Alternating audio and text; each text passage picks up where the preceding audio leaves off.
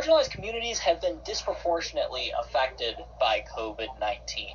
There's a number of ways that we see this. Black Americans make up 33% of fatalities, despite making up only 14% of the population.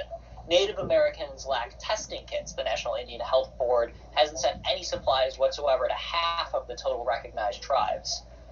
Latino immigrants are held in crowded detention centers, and their small businesses and those owned by people of color are less likely to receive some of the trillions of dollars in stimulus that has been passed. These communities have lower than average income, and they're more likely than the average American to work in hard-hit workplaces. And this little to no access to health insurance means that those who do get sick don't receive adequate care. And the problem is that the impact of these inequities extend beyond their immediate domains. What happens is that these inequities act as stressors, and they compound in ways that impact marginalized communities' normal lives, their schoolwork, their relationships, and their mental health. Since quarantine, marginalized communities have seen their mental health deteriorate at a rate faster than the non-marginalized. We need a system-wide solution to help marginalized communities. And before coronavirus, we had one. The University of Illinois and universities around the country built cultural centers. These served as gathering spaces and sources of information and event spaces, both for members of the community and for all students interested in. They are the most direct and the most impactful systemic effort to answer the challenges of discrimination.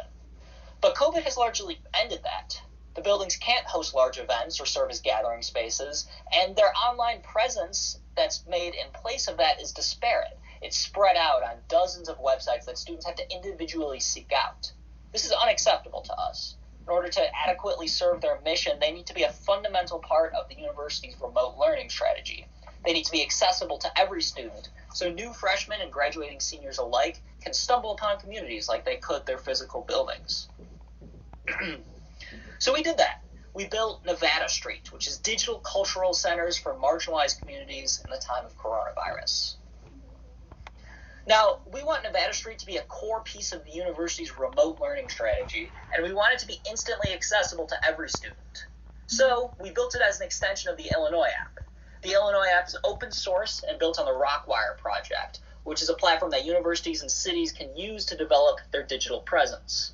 We added communities as a campus resource on the homepage of the app, alongside things like events, sports, and dining. Within the community section, users can scroll through the different cultural centers. The Black and the Black and African American Cultural Center, the Native American House, La Casa Cultural Latina, and so on. Now, each cultural house's space is an internal social network designed to help them manage their events and their resources, such as books and artworks, to serve as a gathering space and to inform curious new students about the center. We integrate text chat and video chat into the app in a configurable number of channels. There is a persistent video chat for anyone to join and chat with members of the community. There are a number of different text channels for different purposes, things like social, the mentoring text or video call, and someone will explain the purpose of the center, the functions it serves, the events they organize. They provide a human introduction to the center, which is fundamental to the center's mission. And all throughout the page, artwork from the community is showcased, the video loading screen, image backgrounds, etc. All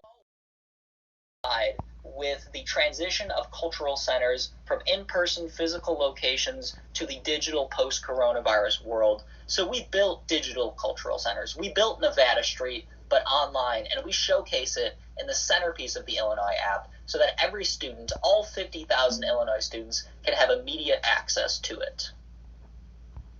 All right, quick